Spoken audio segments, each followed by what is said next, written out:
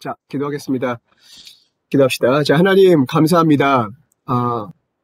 정말 이 마지막 때에 또 지금 굉장히 중요한 시기에 하나님께서 우리의 삶을 어떻게 이끌어가고 계시고 또 무엇을 하고 계시는지 오늘 저희가 다시 한번 그 부분을 되새길 때에 저에게 지혜와 계시의 영을 부어주셔서 우리 안에 이해함이 있게 하여 주시고 또 우리의 마음들이 또 새롭게 되어지는 시간 되게 하여 주시고 우리가 주의 말씀으로 우리가 깨닫고 또 격려받고 또 하나님 우리가 회개할 것들을 찾게 하여 주시고 우리가 더 주님 앞에 깊이 나아가는 그런 시간 될 수 있도록 인도하여 주시기를 기도합니다. 특별히 담임 목사님과 사모님께서 안 계시는 이 시간 동안에 저희가 또 성도들이 더 열심히 기도하고 하나님 앞에 반응하여서 주께서 원하시는 그러한 일들을 이루어드릴 수 있도록 인도하여 주시기를 기도합니다. 예수님의 이름으로 기도합니다. 아멘. 아멘. 자, 오늘 여러분 아시겠지만은 목사님과 사모님께서 지금 LA에 가 계십니다. 또 가족 모임, 또 손주, 또 100일 굉장히 뜻깊고 의미 있는 시간들을 지금 보내고 계시는데요. 여러분 계속적으로 기도해 주시고 또 더 많이 기도하시고 교회를 위해서 기도하시고 중보하셨으면 좋겠습니다. 자, 오늘 저녁에 제가 여러분과 좀 나누고 싶은 것은 로마서 8장 29절에서 30절 말씀을 가지고 나누고 싶습니다. 하나님께서 우리의 인생을 향한 하나님의 어떤 큰 그림이죠. 큰 그림에 대해서 저희가 다시 한번 리마인드하는 시간 갖고요. 하나님께서 그 큰 그림 속에서 어떻게 우리의 삶을 세부적으로 디테일하게 어제도 인도하셨고 또 오늘도 인도하시고 또 내일은 또 어떻게 인도하실지 이런 어떤 큰 그림 또는 어떤 작은 그림 이런 부분들을 함께 한번 성경을 통해서 바라보면서요. 오늘 그렇다면 오늘 우리가 무엇을 어떻게 반응해야 될지 또 내일 어떻게 반응해야 될지에 대해서 또 함께 좀 나눴으면 좋겠습니다. 제가 말씀드렸듯이 로마서 8장 29절에서 30절 같이 한번 가볼게요. 여러분 잘 아시는 말씀이죠?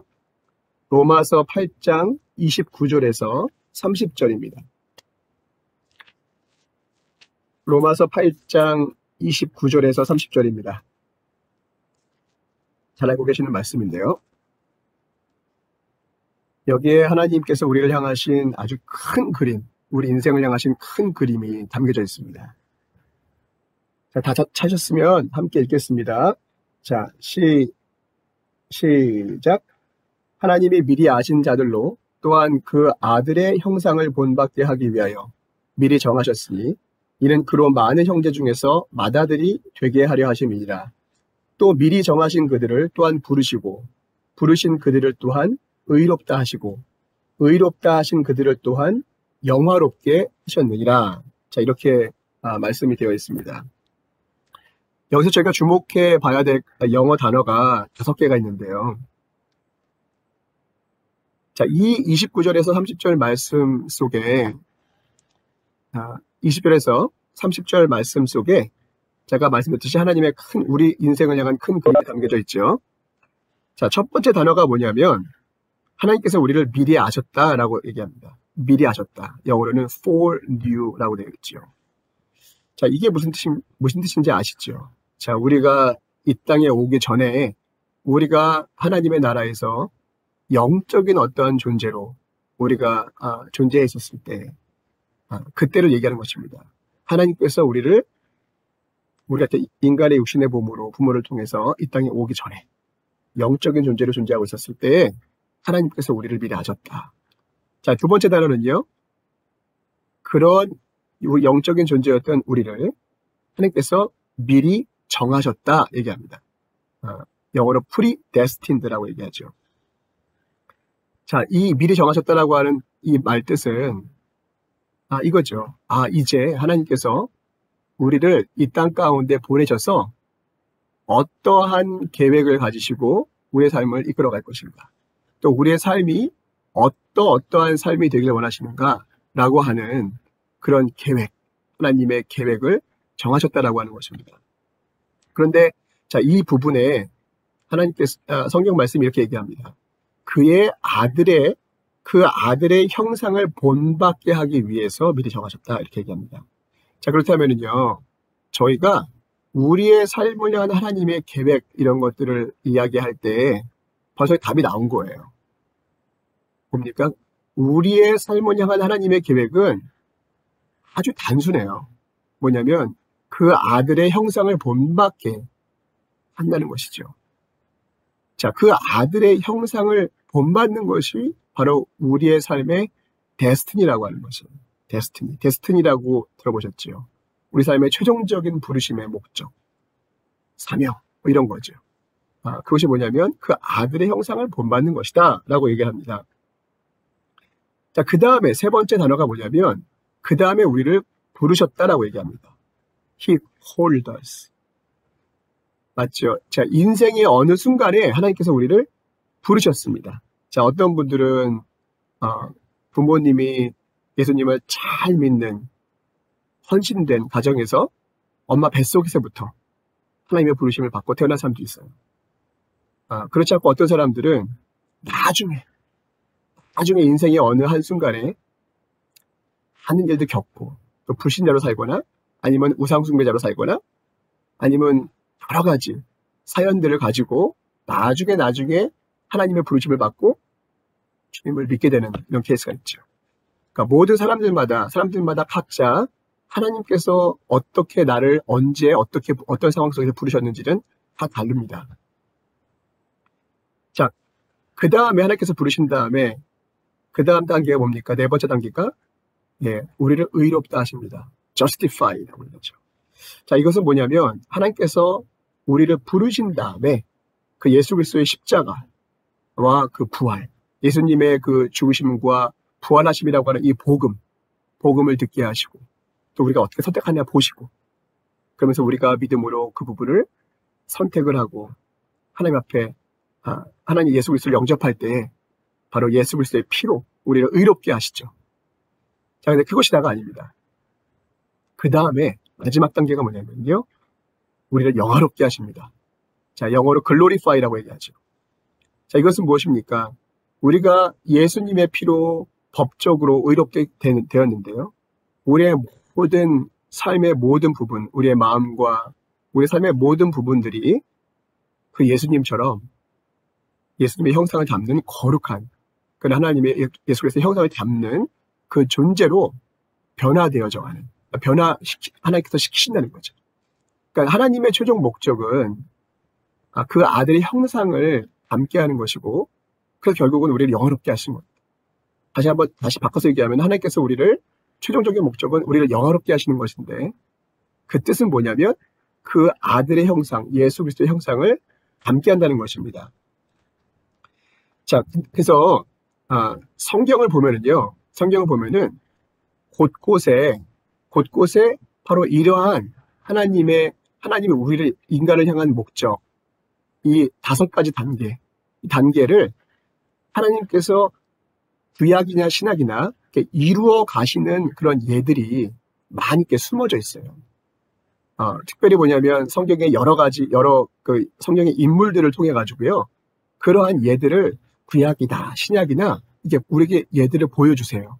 그래서 우리가 그런 구약이나 신약의 성경 인물들을 통해서 이렇게 하나님께서 이러한 방식으로 우리를 이끌어 가시는구나 라고 하는 것들을 보고 격려받고 또 깨닫고 우리가 우리 자신을 또 하나님께 더 드리고 할 수 있도록 이렇게 많은 예들을 이렇게 하나님께서 장치를 해놓으셨습니다. 굉장히 많은데 한번 제가 몇 가지 예를 한번 들어보겠습니다. 자, 첫 번째 구약에 보면요, 이삭이라고 하는 인물이 있죠. 이삭이라고 하는 인물은 이삭이 바로 예수님이라고 하는 그 예수님의 형상의 어떤 예표예요. 자, 왜 그러냐면요. 여러분 아시겠지만 하나님께서 아브라함에게 자식이 없었을 때 하나님께서 약속을 하시고 정말 자식을 주지 않습니까? 근데 그것이 이삭이라고 하는 아들이잖아요. 그런데 하나님께서 그렇게 정말 귀한 아들을 주셨고 아브라함도 그 노년에 100세가 되는 그 노년에 아주 귀한 아들을 얻었습니다. 그런데 약 학자들이 말하는 아브라함이 한 125세쯤 됐을까요? 이삭도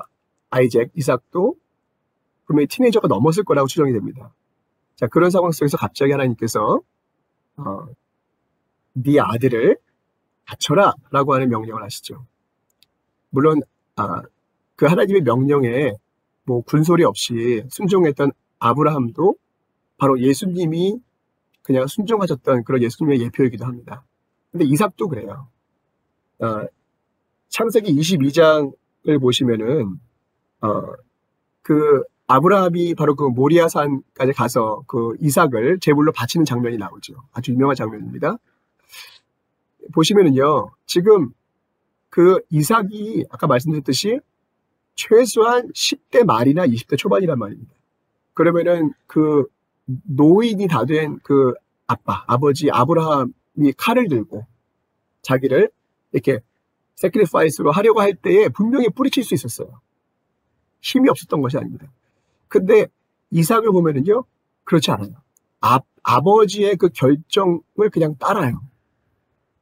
자, 이걸 볼 때 이삭이 바로 누구를 예표합니까? 예, 맞습니다. 예수 그리스도. 정말 그 하나님 아버지의 그 결정과 그 방법이나 이런 거에 대해서 군소리 없이 순종하는 그런 바로 예수 그리스도의 형상의 예표가 되는 것이죠.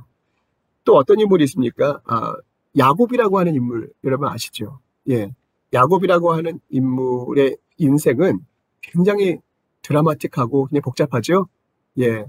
근데 우리가 잘 아시겠지만, 창세기 33장 10절 말씀을 보시면은요, 이런 말씀이 나옵니다. 창세기 33장 10절 말씀이 어떤 장면이냐면, 바로 그 야곱이 야복강에서 지금 건너가지 못하고, 왜냐면 건너편에 지금 형님 에서가 기다리고 있으니까.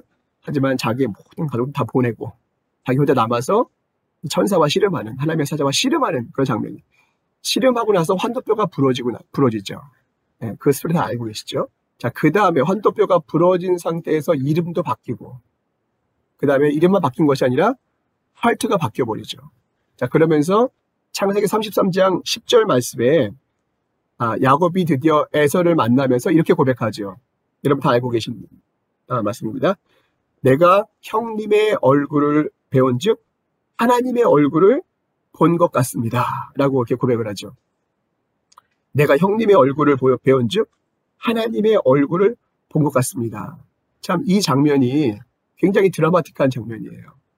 이제 아시겠죠?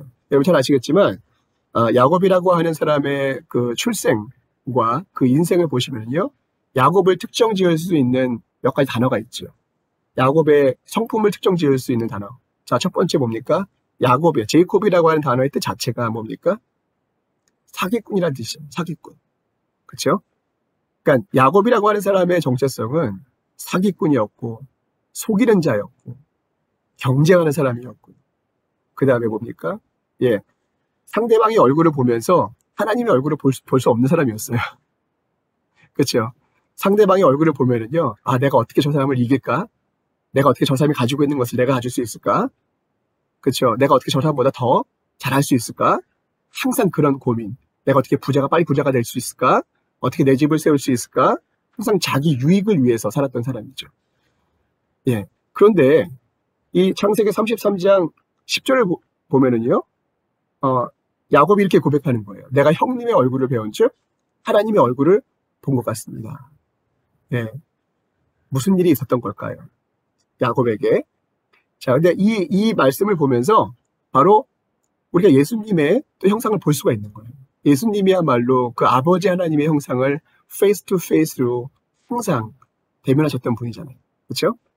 그런데 제가 말씀드리고 싶은 건 뭐냐면, 아까 로마서 8장 29절에서 30절을 제가 읽지 않았습니까? 자, 그 하나님이 우리 인생을 향해서 이런 계획도 있어요. 자, foreknew, 미리 아셨고, 그 다음에 미리 정하셨고, 그 다음에 인생의 어느 순간에 우리 부르셨고, 그 다음에 우리 의롭다 하셨고, 영화롭게 하셨다. 자, 이 보시면은요, 우리를 부르시고, 의롭다 하시고, 영화롭게 하시는, 자, 이 단계마다 하나님께서 우리의 성품을 예수 그리스도의 성품으로 바꿔가시는 하나님의 아주 그런 간섭들이 있다는 것이에요. 예, 그 예가 오늘 읽었지만 아까 제가 말씀드렸지만 창세기 야곱 같은 경우에도 33장 10절에도 야곱이 그 형님 얼굴을 보면서 내가 형님의 얼굴을 배운즉 하나님의 얼굴을 본 것 같습니다 라고 이렇게 고백하기 전까지는 하나님의 엄청난 간섭들이 있었잖아요. 그렇죠? 자, 그런 간섭들을 통해서 하나님께서 야곱의 마음을 바꾸신 것입니다. 대표적인 걸 한번 얘기해 볼까요? 하나님께서 어떻게 야곱의 삶에 간섭하셔서 그러한 야곱의 정체성과 성품을 이렇게 예수 그리스도의 성품처럼 바꾸셨을까? 제가 그 구절은 좀 앞으로 몇 개의 구절은요 같이 한번 좀 살펴봤으면 좋겠습니다. 자, 첫 번째 창세기 31장 41절 다 같이 한번 가볼까요? 예, 창세기 31장 41절입니다. 창세기 31장 41절입니다. 예, 같이 한번 가볼게요. 자, 창세기 31장 41절입니다. 자, 같이 한번 읽어볼게요. 시작. 내가 외삼촌의 집에 거한 이 20년에 외삼촌의 두 딸을 위하여 14년, 외삼촌의 양떼를 위하여 6년을 외삼촌을 봉사하였거니와 외삼촌께서 내 품값을 10번이나 변역하셨습니다. 라고 고백합니다. 자, 제이콥이 지금 삼촌 라반에게, 외삼촌 라반에게 뭐냐면, 외삼촌 저한테 10번이나 거짓말했습니다. 라고 얘기하는 거예요. 자, 근데 한번 돌아보세요. 거짓말? 속이는 거? 이거 누구의 특기였죠? 예, 야곱의 특기였습니다. 예. 자, 야곱이라고 하는 사람을 향한 하나님의 계획이 있어요. 예. 태어나기 전부터, 태어날 때부터 야곱이라고 하는 사람에 대한 하나님의 계획이 있었습니다. 물론 아주 커다란 큰 그림은 예수 그리스도의 형상을 담는 것이죠. 예. 그런데 야곱이 태어날 때부터 어떤 문제가 있었습니까? 야곱이 이 성품이 하여튼 뭐 여러 가지 이유로 인해 가지고 잘 속이고 경쟁하고 거짓말을 좋아하는 사람이었어요. 잘하는 사람이었어요. 그런데 예수 그리스도의 형상을 닮으려면 그 부분이 바뀌어야 되잖아요. 자, 그런데 어떻게 바꾸시냐? 하나님께서 어떻게 그 성품을 바꾸셨냐? 자기보다 더 강자를 만나는 거예요. 자기보다 더 강자를 만나서 자기가 했던 것과 똑같은 거 아니면 더 강력한 거짓말과 속임수를 경험하는 거예요. 자, 어떻게 보면요, 하나님께서 그래, 너가 이렇게 나한테 죄를 졌으니까 너도 한번 맛 좀 봐라. 이렇게 생각할 수 있는데 그렇지 않습니다. 하나님이 이런 것들을 허락하시는 이유는요, 그렇게 우리가 했던 죄를 그렇게 그대로 되갚아주면서 맛 좀 봐라가 아니에요. 왜냐하면 성경을 보면요, 하나님은 우리의 죄를 따라서 처치하지 않으신다라고 얘기합니다. 하나님은 자비로우시고 노하기를 더디하시고 인자하시고 선하신 분이잖아요. 자, 그런데 하나님께서 이렇게 강자를 붙이셔가지고 자기가 과거에 했었던 동일한 죄와 동일한 잘못을 범하는 것을 보게 하시는 이유는 뭐냐면 바로 이 인간의 이 죄가 얼마큼 심각하고 이것이 얼마나 파괴적이고 얼마나 하나님의 마음을 아프게 하는 것인지를 느끼게 하시기 위한 것이에요. 그래서 우리로 하여금 정말로 죄를 미워하는 사람들이 되고 정말로 우리의 마음이 예수 그리스도처럼 그렇게 거룩하고 온전한 그런 형상이 되게 하시기 위해서 허락하신다는 것이죠. 자, 계속 한번 보겠습니다. 또 어떤 인물들이 있습니까? 또 요셉이라고 하는 인물 함께 살펴볼게요. 여러분, 요셉이라고 하는 인물 잘 아시죠? 요셉이라고 하는 인물이 창세기의 마지막 이야기로 끝납니다. 그러니까 창세기가 50장까지 있거든요. 창세기가 50장까지 있는데 바로 요셉의 이야기가 창세기 50장에서 끝납니다. 그런데 이렇게 흔히들 많은 목사님들이나 이렇게 많은 분들이 얘기하시는 게 뭐냐면 창세기 50장 20절. 50장 20절은 바로 요셉의 졸업 논문이다. 이렇게 재밌는 이야기를 하세요. 그래서 함께 한번 볼까요? 창세기 50장 20절 함께 보겠습니다. 창세기 50장 20절입니다. 창세기 50장 20절입니다. 같이 한번 보겠습니다. 창세기 50장 20절. 자, 시작. 당신들은 나를 헤아려 하였으나 하나님은 그것을 선으로 바꾸사 오늘과 같이 만민의 생명을 구원하게 하시려 하셨습니다. 이렇게 얘기합니다. 자, 이게 그 요셉이라고 하는 인물의 이 졸업 논문이다. 졸업 논문? 무슨 학교를 다녔길래 졸업 논문이지? 자, 이렇게 생각하실 수 있죠. 그렇죠? 자, 조셉을 향한 하나님의 빅픽처가 뭐죠? 아까 우리가 얘기했지만 하나님도 조셉이라고 하는 인물을 예수 그리스도의 형상을 닮게 하시기 원하셨던 거예요. 그렇죠? 예수 그리스도의 형상을 닮는 그런 어떤 리더가 돼서 세상을 구원하기 원하셨던 것이죠. 그래서 조셉도 바로 예수 그리스도를 예표하는 형상입니다. 성경 아래. 왜냐하면 예수님이 어떻게 하죠? 다 죄인들을 용서하시고 그 다음에 세상을 구원하시지 않습니까? 그러니까 조셉도요. 바로 마찬가지예요. 그러한 예수 그리스도의 형상을 닮게 하시기 위해서 하나님께서 그 큰 그림을 가지시고 그 다음에 그의 삶을 인도하셨습니다. 근데 자, 졸업 논문을 보셨잖아요. 졸업 논문의 결론. 자, 뭡니까? 형들은 나를 헤아려 하였으나. 그러니까 당신들은 나를 헤아려 나에게 악을 행하였지만 하나님은 그 악을 다 선으로 바꾸셨다. 선으로 바꾸셔서 만민을 구원하게 하셨다. 자, 이것이 졸업 논문입니다. 그러면 우리가 한번 살펴봤으면 좋겠어요. 도대체 그러면 조셉이 어떻게 이러한 졸업 논문을 마지막에 결론을 내릴 수가 있었을까? 한번 좀 봤으면 좋겠습니다. 여러분 잘 아시겠지만요. 조셉이 그러면 어떤 사람이었나?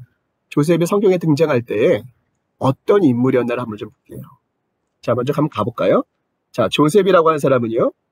창세기 37장 2절입니다.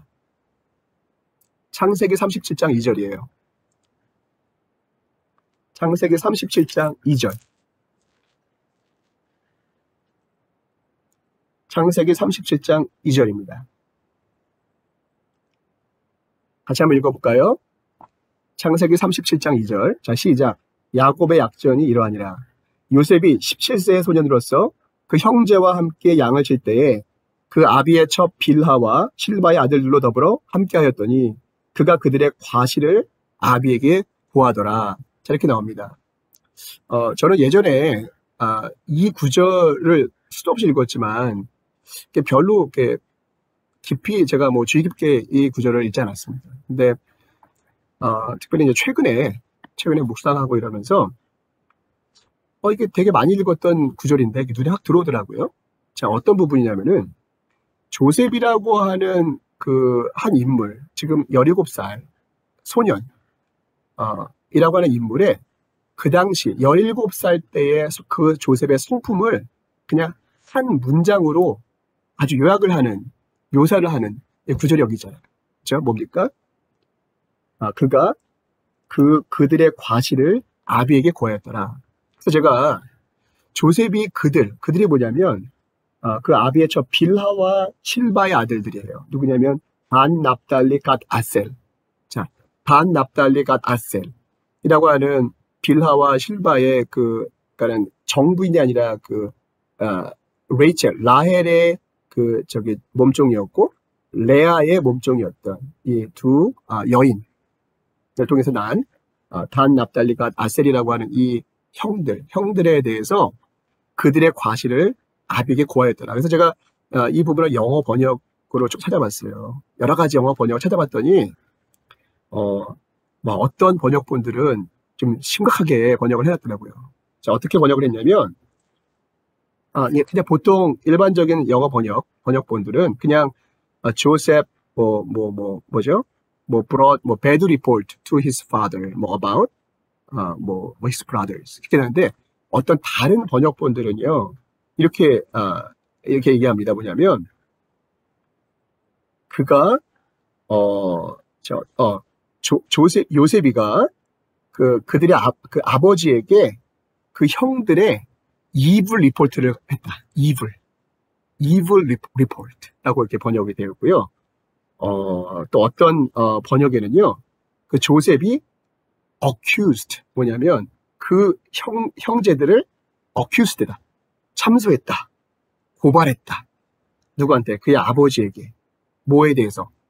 A most wicked crime. A most wicked crime. 그러니까 형들이 지은 어떤 그 죄를 아주 그냥 사악한 어떤 그런 범죄라고 얘기하면서 아버지에게 그렇게 고소했다. 이렇게 번역이 되어 있더라고요. 자, 뭐 어떤 번역이든 간에, 지금 저희가 17살짜리 그 요셉이라고 하는 소년의 성품을 보실 수가 있겠죠. 예, 뭡니까? 예, 배드 리포트 아니면 이블 리포트를 하는 거예요. 자, 여러분, 배드 리포트, 이블 리포트라고 하는 것은 한 단어에 불과하지만, 여러분 한번 상상해 보십시오. 어떤 소년이, 17세 소년이 아버지한테 그 자기 시블링, 형제들에 대해서 배드 리포트를 하고 있었다라고 한다면, 그 배드 리포트라고, 이블 리포트라고 하는 그 성품 안에는 여러 가지가 담겨 있겠죠. 뭡니까? 형들과의 관계 속에서 뭐 경쟁, 그쵸? 그 다음에 뭐 욕심. 왜냐하면 그 당시에 조셉이 그 아버지 제곱의 사랑을 독차지하고 있었거든요. 예. 그러니까 여러 가지 뭐 시기 질투, 그 다음에 또 뭡니까? 이기심, 탐심, 그 다음에 또 뭡니까? 조셉이 또 형들하고 관계 속에서 막 이렇게 복수하고 싶은 마음, 그렇죠? 막 그런 거 있지 않았겠습니까? 그러니까 배드 리포트 했겠죠, 그렇죠? 예, 보세요. 자, 17세 조셉이라고 하는 소년의 이 하트가 그렇게 착한 사람이 아니었어요. 뭔지 아시겠죠? 근데 하나님의 계획은 뭡니까? 이제 지금 성경은 조셉의 성품에 대해서 이렇게 설명한 다음에 조셉이 꿈을 꿔요. 자, 꿈을 꾸면서 뭡니까? 볕단들이 단들이 막 자기한테 절을 하고, 그 다음에 해와 달과 별들이 막 절을 하고.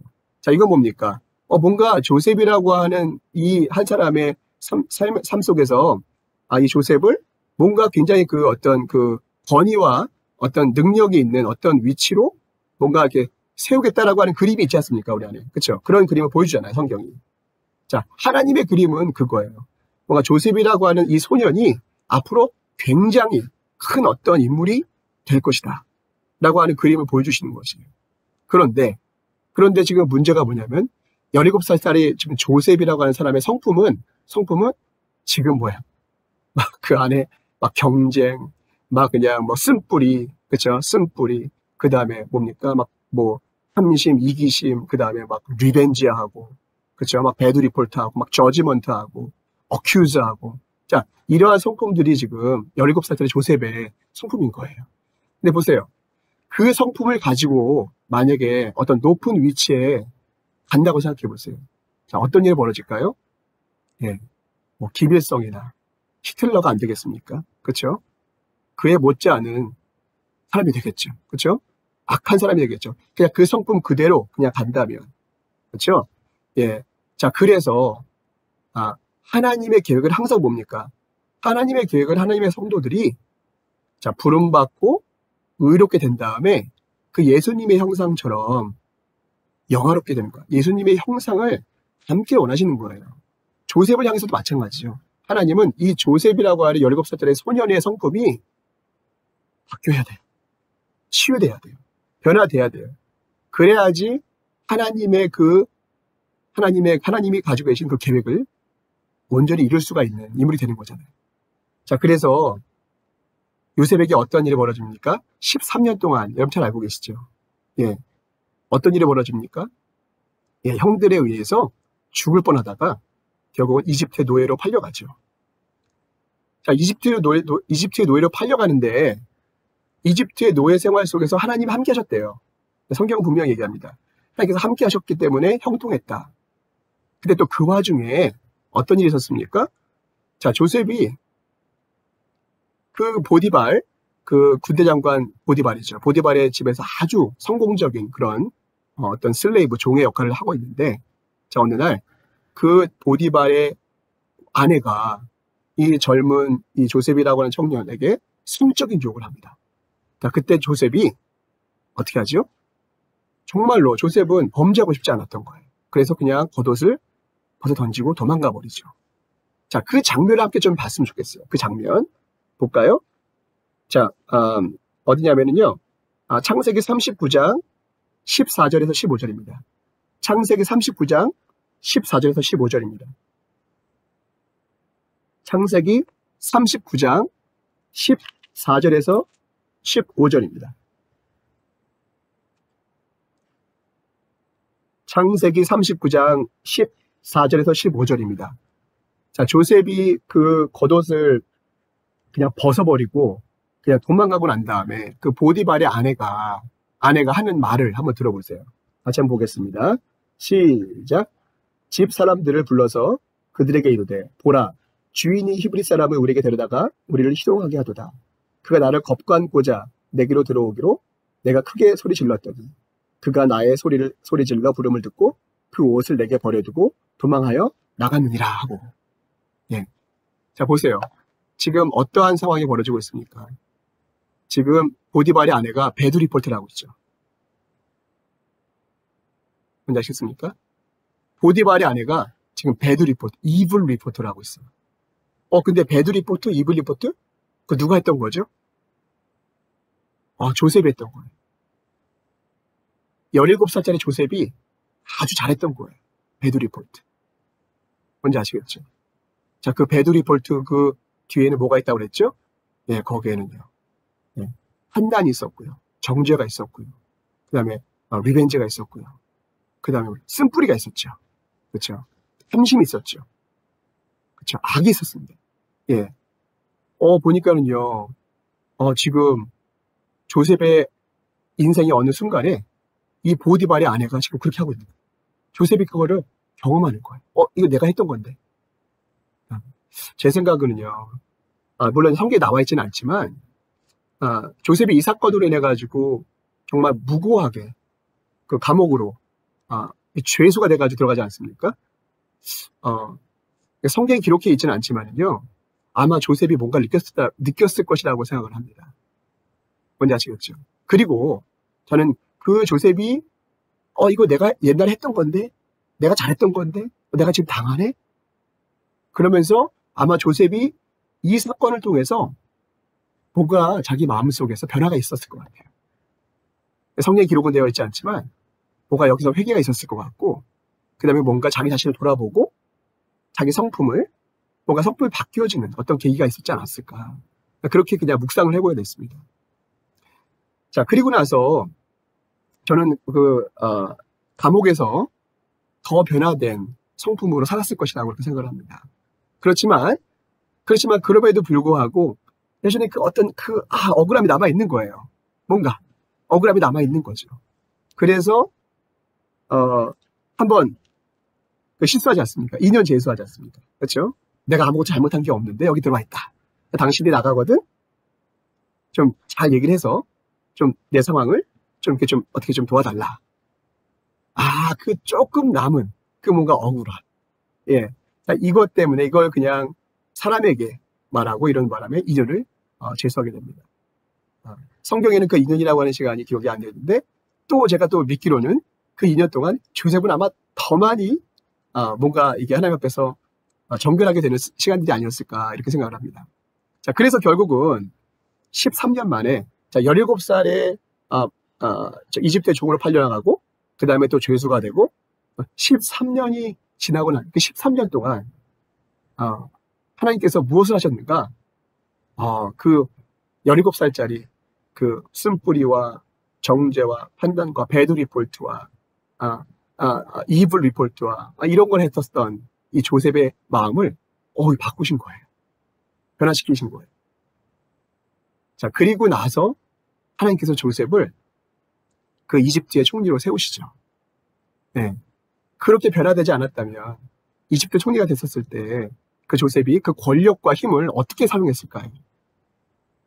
예.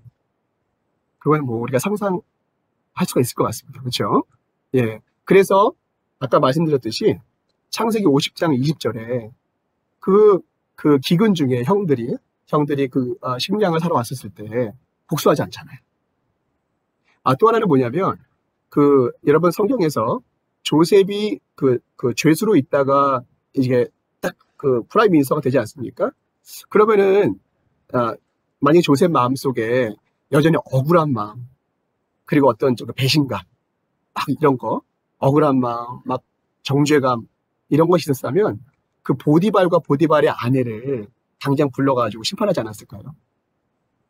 그렇죠? 예, 형벌을 줬겠죠. 그런데 성경을 찾아보면요, 그게 없어요. 그러니까 형들이 뭐 음식 구하러 와가지고 뭐 복수를 했냐는 이 이야기 전에 보디발의 아내, 그다음에 보디발, 그 사람들에 대해서도 일체 복수하는 게 없어요. 되갚는 게 없어요. 그러니까 저는 그 감옥 속에서 그 13년이라고 하는 종살이와 감옥살이를 통해서 또 자기의 모습을 다른 사람 통해서 보면서 내가 저랬겠구나 라고 하는 거 보면서 그 하트가 바뀌어버린 거예요. 예. 그래서 결국은 창세기 50장 20절에 그 조셉이 형들이 자기를 죽이려고 했고 정말 그 모진 고생을 하게 만들었던 20대 종으로 팔았던 그 형들을 보면서 원수를 갚지 않는 거예요. 복수하지 않는 거예요. 예. 형들을 용서하죠. 용서하고 오히려 하나님의 복음을 선포하잖아요. 당신들 나를 헤아려 했으나 하나님께서 그 모든 악을 손을 바꾸셔서 만민을 구원하게 하셨다. 바로 이게 예수님의 형상이잖아요. 그렇죠? 예수님이 우리 인간들의 죄, 그러니까 로마서 5장, 로마서를 읽어보시면요, 우리가 연약할 때, 우리가 죄인 되었을 때, 심지어 우리가 원수 되었을 때 그리스도께서 우리를 위해서 죽으셨다. 이렇게 얘기합니다. 예, 이게 조셉이 창세기 50장 20절에 하는 말이요, 예수님이 하시는 말씀이 똑같은 거예요. 예수님의 형상이 된 거죠. 예, 아시겠죠? 자, 조금 더 살펴볼까요? 다윗은 어땠습니까? 다윗. 자, 다윗도 마찬가지. 자, 사도행전 13장 22절을 보면요, 이렇게 기록합니다.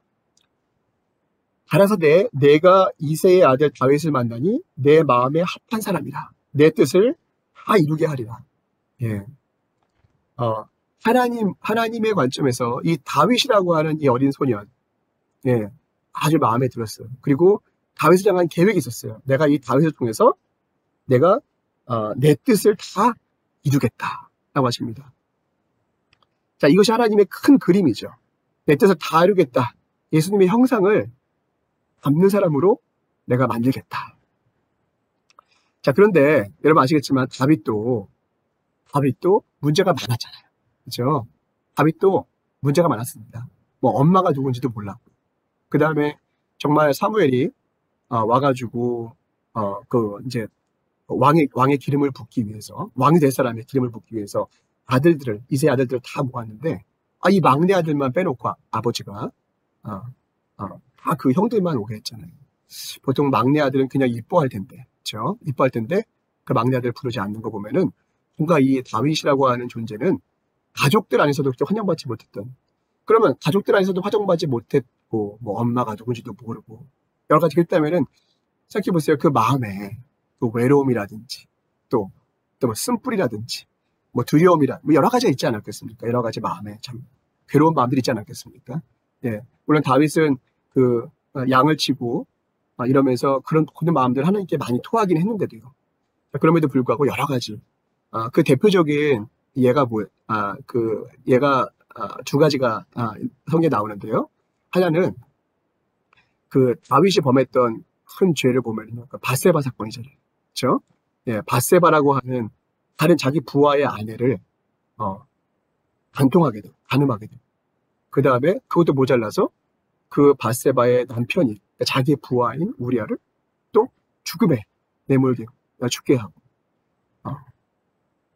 다윗에게 어떻게 이런 일이 일어날 수 있을까? 뭐 다윗이 갑자기 선한 사람이었다가 갑자기 막 획가닥 해가지고 이런 것이 아닙니다. 그것이 아니고요. 어렸을 때부터 다윗의 마음속에 깊이 이렇게 숨겨져 있었던 욕망이죠. 욕망. 특히 다윗은 그 어릴 때부터 이렇게 성장하면서 자기가 마음에 드는 여자들은 이렇게 막 자기 것을 만들고, 다른 사람의 부인인데도 막 자기 것을 만드는 이런 버릇들이 있었어요. 예. 자, 그것이 무엇입니까? 예, 탐심이죠. 탐심이기도 하고, 여러 가지, 성적인 죄이기도 하고요. 예, 욕심이기도 하고, 거짓말이기도 하고, 약간 그런 것들이 다 숨겨져 있어요. 그러니까 그런 성품을 가지고서는 예수 그리스도의 형상이 되어서 하나님의 뜻을 다 이룰 수가 없었던 거예요. 그러니까 하나님께서는 그러한 다윗 안에 이렇게 어떻게 보면 숨겨져 있었고, 감추어져 있었던 그러한 여러 가지 연약함과 죄들을 하나님께서 고치셔야 되잖아요. 그렇죠? 그걸 고치셔서 쓰고 싶으신 거예요. 자, 그래서 그러한 사건들을 허락하시지 않습니까? 근데 여러분, 밧세바 사건 그 자체가, 밧세바와 우리아를 죽인 사건 자체가 사실은 물론 굉장히 심각한 죄였는데요. 정말 다윗의 마음을 더 깊이 변화시키는 사건은요, 사실은 압살롬 사건이었습니다. 압살롬이 누군지 아시죠? 예, 압살롬은 바로 그 다윗의 아들 중에 한 명이었습니다. 다윗이 밧세바 사건을 정말로 깊이 회개하면서 시편 51편도 쓰지 않았습니까? 예. 그런데 하나님께서는요, 거기서 물론 죄를 용서하셨지만 거기서 멈추신 게 아니었어요. 다윗의 그 죄로 인해서 다윗의 아들 중에 압살롬이라고 하는 인물이 반란을 일으키지 않습니까? 예, 반란을 일으키면서 어쩌면 그렇게 똑같이 그 아비가 했던 행동을 똑같이 하는지요. 예. 자, 아비가 했던 행동, 살인도 하고요. 그 다음에 간통도 하고, 그 다음에 그 아비를 죽이러 달려들지 않습니까? 예. 다윗이 정말로 하나님 앞에서 마음이 깨어지면서 그의 마음이 정말 예수 그리스도의 형상의 성품으로 바뀌었던 순간은 바로 그 아들 압살롬의 반란과 거역, 바로 그 부분이었어요. 예. 하나님께서 그러면 그런 것들을 왜 허락하시면서 경험하게 하셨을까? 예, 봤습니다. 예, 다윗이 어떤 그런 자신들의 모습을 그 아들을 통해서 보게 하시면서 자기가 지었던 죄가 얼마나 심각한 것이었고, 얼마나 파괴적인 것이었고, 하나님이 얼마나 죄를 미워하시고, 내가 정말 하나님의 예수 그리스도의 성품을 담기 위해서 어떻게 변화되어져야 되는 것인가. 자, 이런 과정들이었던 것이죠.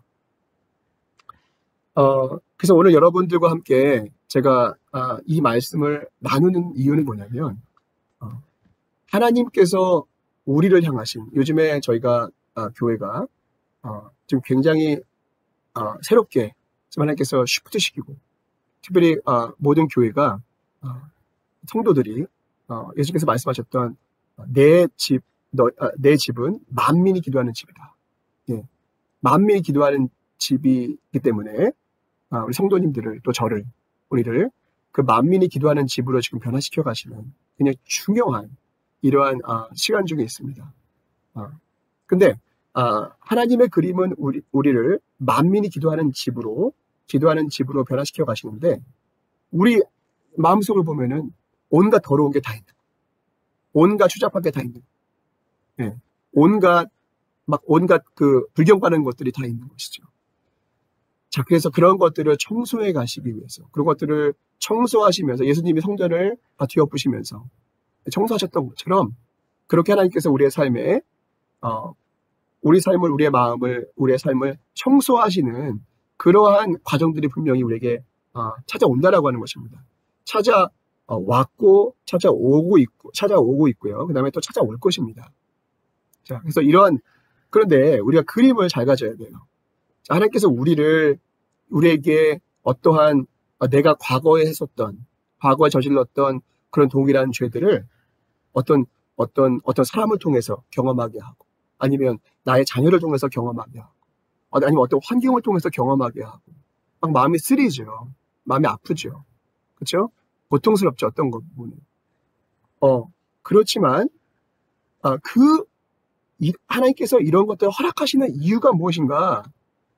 그거는 우리를 막 멸하시고, 우리를 막 크러쉬 시켜가지고 비참하게 만드시려는 것이 아니라, 하나님께서 그런 것도 허락하시는 이유는 우리를 더 거룩하게 만들기 위하신 것이죠. 예. 왜냐하면 하나님의 그림은 우리가 예수 그리스도의 형상을 담기를 원하시는 거니까.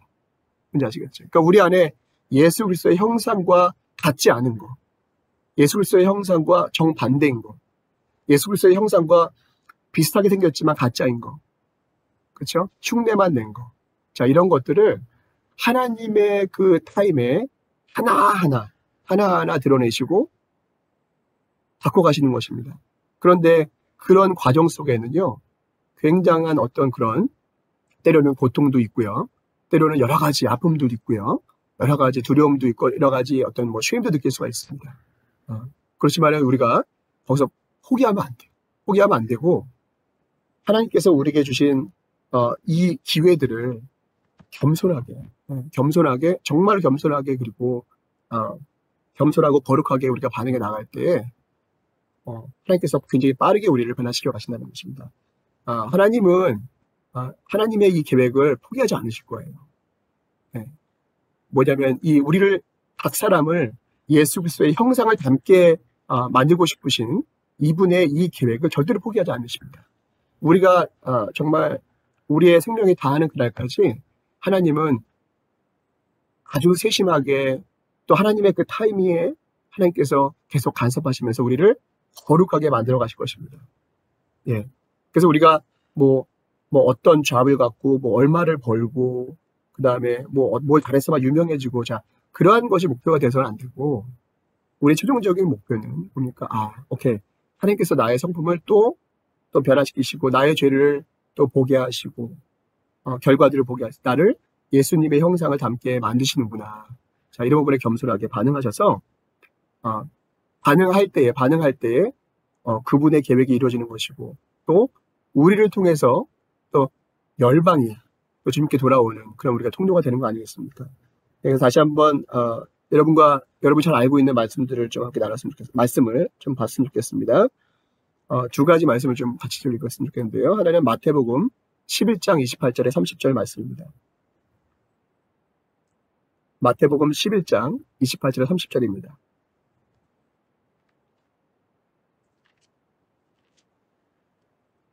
마태복음 11장 28절 30절입니다. 읽겠습니다. 시작. 수고하고 무거운 짐진 자들아 다 내게로 오라. 내가 너희를 쉬게 하리라. 나는 마음이 온유하고 겸손하니 나의 멍에를 메고 내게 배우라. 그러면 너희 마음이 쉼을 얻으리니 이는 내 멍에는 쉽고 내 짐은 가벼움이라 하십니다. 아멘. 또 한번 한 가지 더 읽어볼까요? 디모데후서입니다. 2장 20절입니다. 디모데후서 2장 20절 21절입니다.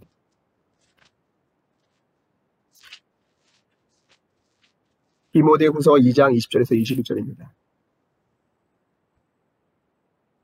디모데후서 2장 20절에서 21절 함께 읽겠습니다. 시작.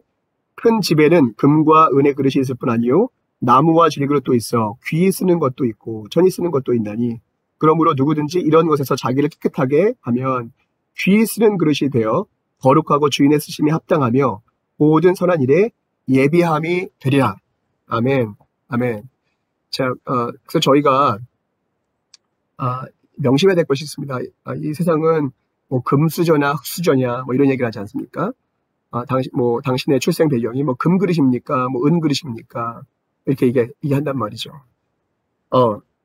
보세요. 근데 하나님께 중요한 것은요, 금수저냐 은수저냐 이런 게 중요한 게 아니고, 하나님께 중요한 것은요, 깨끗하냐 깨끗하지 않냐는 거죠.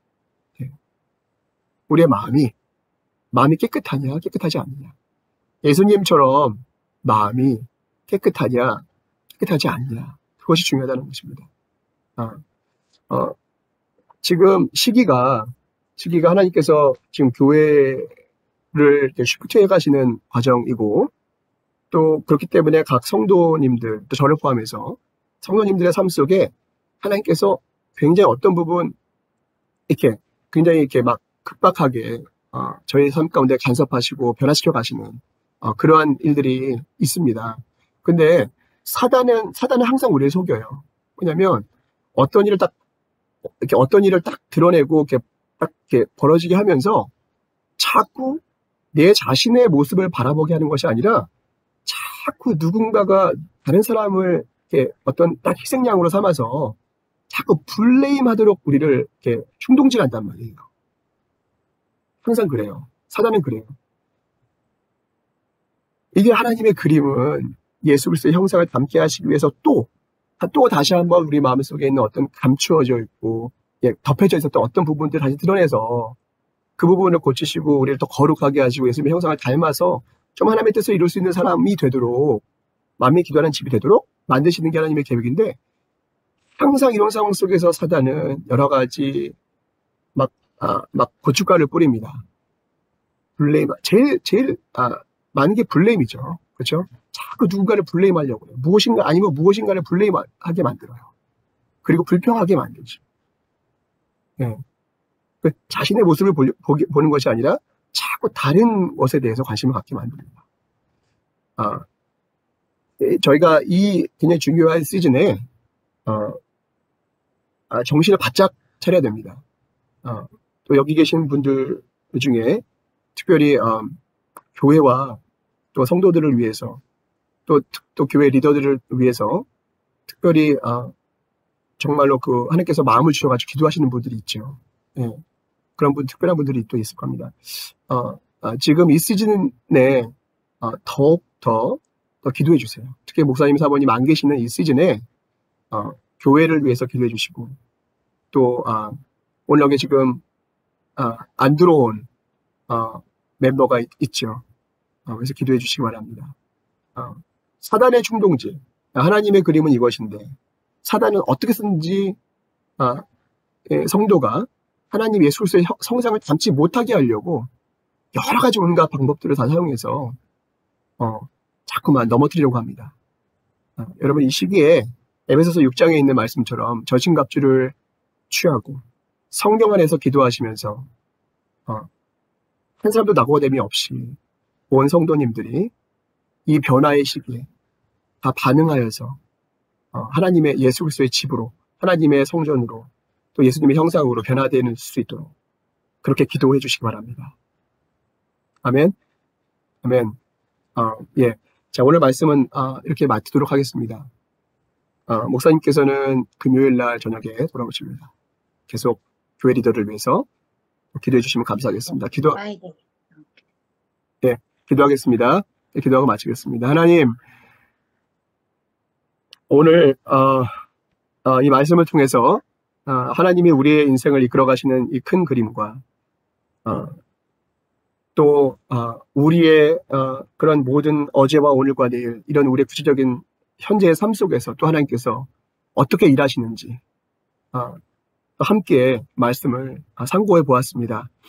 하나님, 우리 GRC에 지금 이 말씀을 함께 나누고 함께 기도하고 있는 이 모든 분들을 축복해 주시고, 어떠한 상황에서 절대로 포기하지 말고, 포기하지 않게 하시고, 좌절하지 않게 하시고, 낙심하지 않게 하시고, 정말로 주님 말을 바라볼 수 있도록, 주님께만 초점 맞출 수 있도록, 사단의 유혹이나 속임수에 넘어가지 않게 하시고, 예, 하나님의 계획과 그림을 붙잡을 수 있도록, 하나님을 신뢰할 수 있도록, 그래서 우리 모두가 다 정말 예수님의 형상으로 날마다 변해져 가는 그런 우리가 될 수 있도록 축복하시고 인도해 주시길 기도합니다. 예수님의 이름으로 기도합니다. 아멘.